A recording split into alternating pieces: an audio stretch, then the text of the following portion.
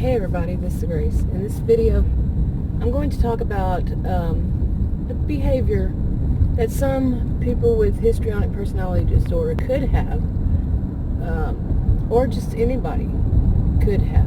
It doesn't make them have the personality disorder. And it's basically behavior that is very, when the behavior is very emotional. Let me just put it that way. Okay. And one of the things that I have seen a lot is that the people I've seen in my life, they have more behaviors that are narcissistic, histrionic blend is what I call it. Any cluster B behavior sometimes. The different ones have different things, different kind of behaviors, and some of them are extreme. Like with histrionics, you might see the way they dress. Say women. I've seen men do things too, kind of like a macho man kind of thing, or like their own, what was that movie? Saturday Night Fever, these days and times. But women, it would be very provocative, really low cut shirts, and they find any kind of reason possible to show off their breasts as much as possible. And just shirts that are kind of sheer, you can see through them. You're going to see the bra if they're wearing one, and they'll be at least a little bit decent. They might be get in trouble out in public, but I've seen some pretty wild their hair and their makeup and their bling and their all that stuff. It's just extreme.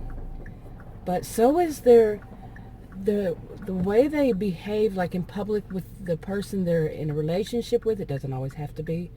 How the public displays of affection are really out there. But really, this one I want to talk about their emotions, whether they're in public or in private, how they are. Now, what I've seen myself is, like when there's anything that somebody might be sad, whether it's something happy, whether it's something, something good, something bad, and somebody would feel a strong emotion toward, and then they might cry, just, anybody. Well, the people with these histrionic behaviors that I have seen, they will exaggerate it. It's as if the world is going to come to an end, and they are really extremely sad about it. And it's very theatrical, very out there. I mean, just loud, obnoxious, and their behavior, they usually are loud and obnoxious. The ones I've run across, the way they speak, the way they laugh, like a hyena, really loud. Everybody has to hear them. And you can say to them, that's too loud, don't do that. Then they quite often will do it again anyway. Not much change there.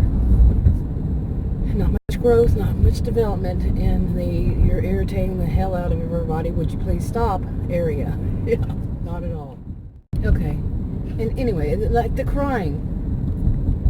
Say there is a funeral, and that is something where a person, does express a lot of emotion, a lot of sadness and all, and they cry.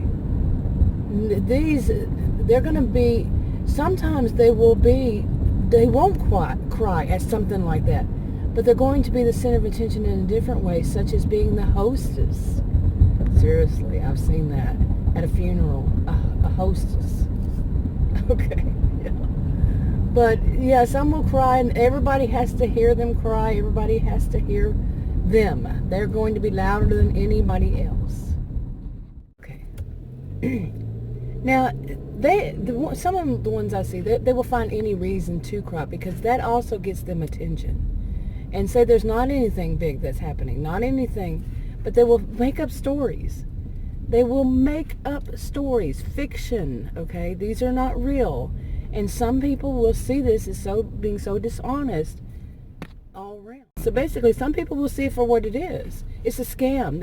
Whether they're going to make money off of it or not, it is a scam. They get that attention to them is worth a lot.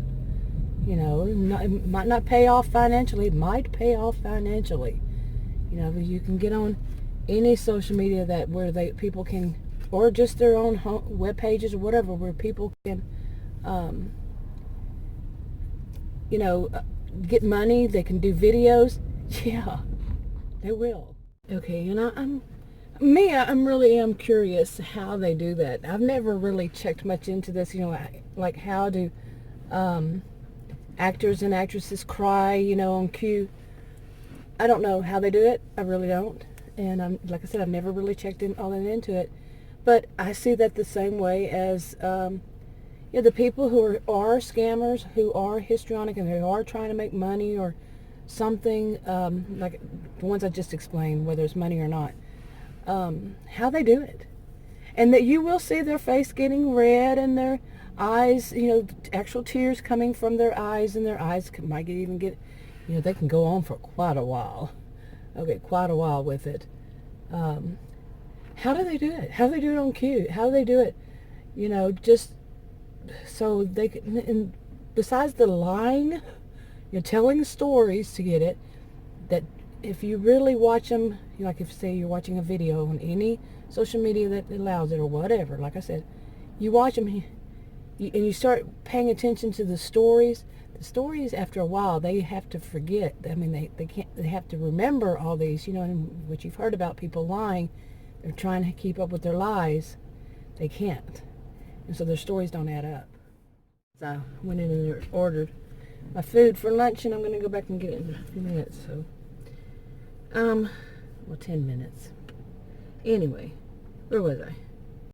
Okay, another thing, I'll just move along, was what I've seen is, and you can read these, I think, in several of the DSMs.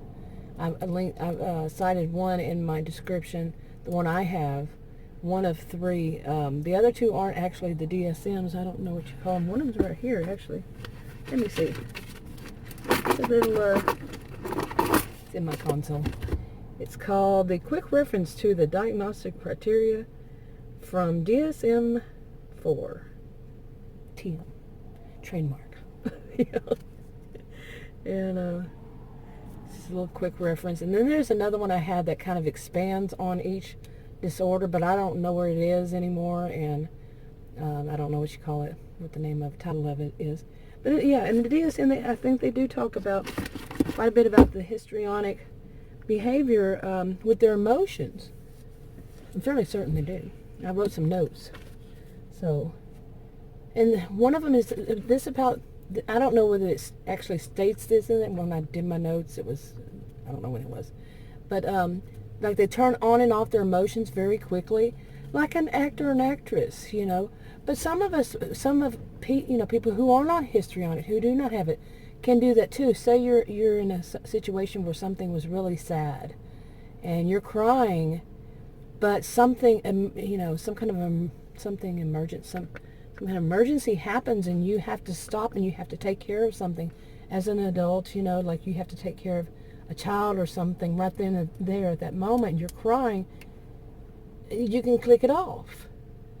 Okay, this is part of being mature. But with histrionics, they do it so quickly, so often, and really those are fake crocodile tears that they have, you know, something that they're crying about. They're all, like I just explained, they've made up a story, and they're like actors and actresses. You know, there's the feelings are that, and others see that. Some people will see that. Some people will be. I just did a video about how what they're flying monkeys, or how they're drawn in, or that they are drawn in, and what they do, you know, how they behave. But to me, it's kind of like the way I put it, the flying monkeys. You know, the people who really see them as heroes or heroines, and you know, like they have that worship for this person. They're really drawn in. It's sometimes you can think of as mean girls, and they have the main mean girl. And they're adults. This is all about adults. But I feel like they, in a way, the flying monkey types, they get a contact high. Really, they do. I think they're quite histrionic themselves, you know, their behaviors, to actually have that hero worship for somebody, that idolize somebody. be so easily influenced by that somebody. And yeah. Okay, like I was saying, there's little flying monkeys that get this it's like a contact high from all those strong emotions, and whether it's good or bad. But quite often, if it's something sad, and or the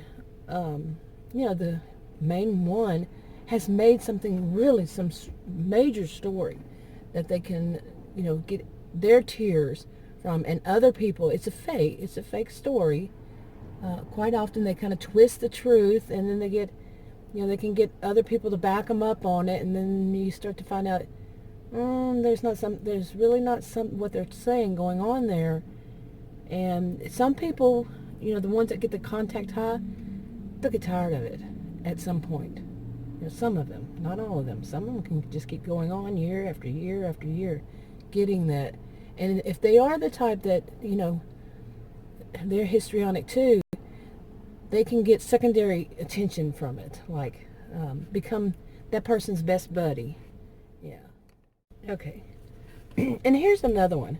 I've often heard people say that somebody who is narcissistic, whenever, narcissistic, I'm not saying anybody diagnosed in any of this, I never do, but say somebody that is, well, unless I point out that it is, like earlier.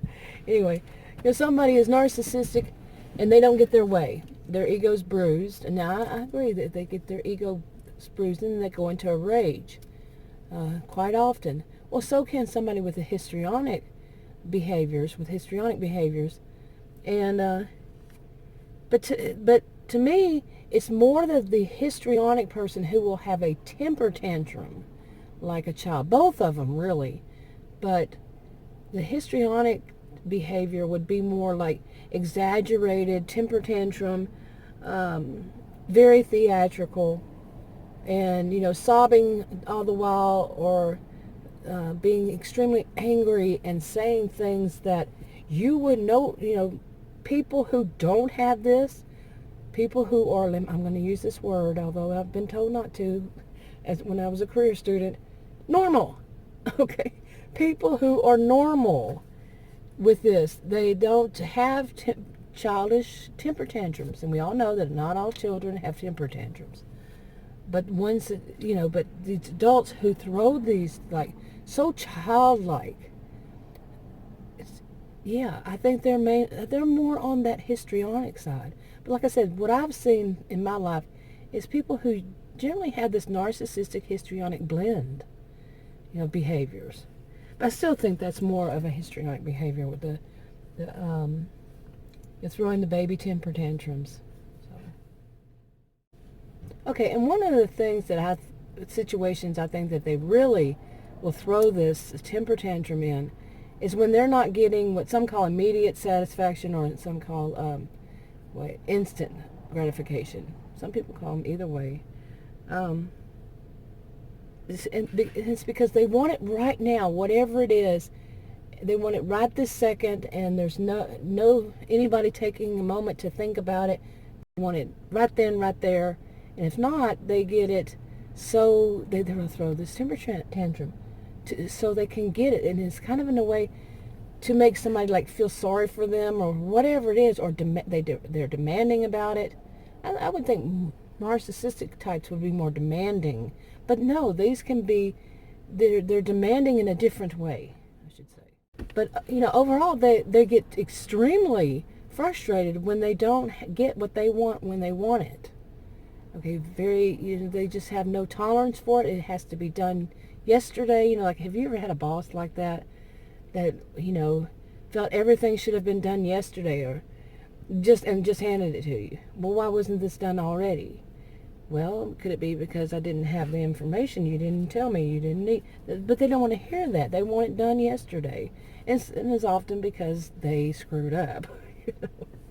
But I think many of us have probably had somebody we worked with, or somebody we've known who is like that. They want it right now, right this minute, everything.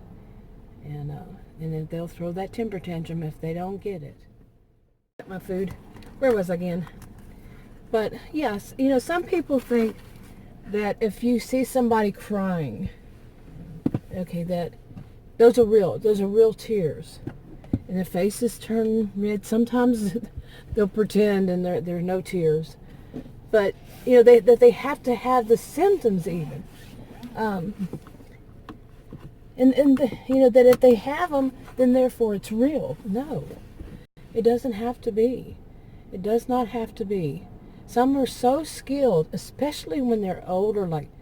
The older they get, to me, what I've seen, the better they are at it. They can cry at a drop of a hat. They can do it, turn it on and off very quickly.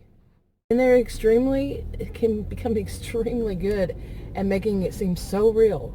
So some people fall for it. They say, well, nobody could cry like that. Nobody could, show that much emotion if it weren't real. Yes, they can. So that they get hooked into that because they believe that nobody could. They get hooked in it and say that it's real. So anybody who says, no, this person, they do it all the time, they can do it like that, like I said in that other video, I'm basically kind of repeating myself here on this, that they will take anybody, the people who get that contact high, the people who are drawn in, until the flying monkeys, until they start to say, this is not right. But if they do, but they will turn it around on the people who doubt them, who doubt the person who's crying at the top, so much. Why is this person sitting there? Okay. And I've said some of this before, but especially like at any kind of gathering that, say it's a celebratory gathering that, or it could be like anything like a baby shower or a wedding, bridal shower, and people are there to, congratulate whatever it is.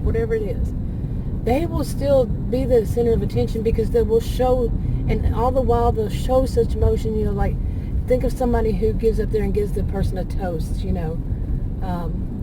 They want that attention, but they'll also be very dramatic. Oh, my best friend is getting married, and start crying, and I can't fake those. I can't do it. They can. Oh boy, can they ever. Like I'm saying, they can. But they'll cry, and say, oh, my friend is getting married, and I loved my friend, and my friend did all this. And quite often it's all what the friend did for them. Yeah. But yeah, that's another one. It's another way they, it's all about getting attention. Not all about. Some of it's about getting attention. How much emotion they express, attention, money, whatever it is that they're needing at the time. Well, I'm going to go ahead and wrap this one up. But if you have any experiences like this you feel like talking about, leave them in the comments below. I'm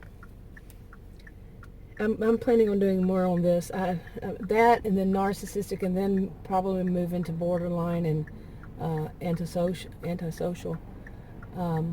Using them, comparing them to things that I've lived through, seen, whatever. This is my refresher course I give myself. I do that every few months, I guess. I don't know. But anyway, and I also have some videos, other videos that I'll put up as, more of a series. Anyway, going to go ahead and wrap this one up. Talk to you on another video.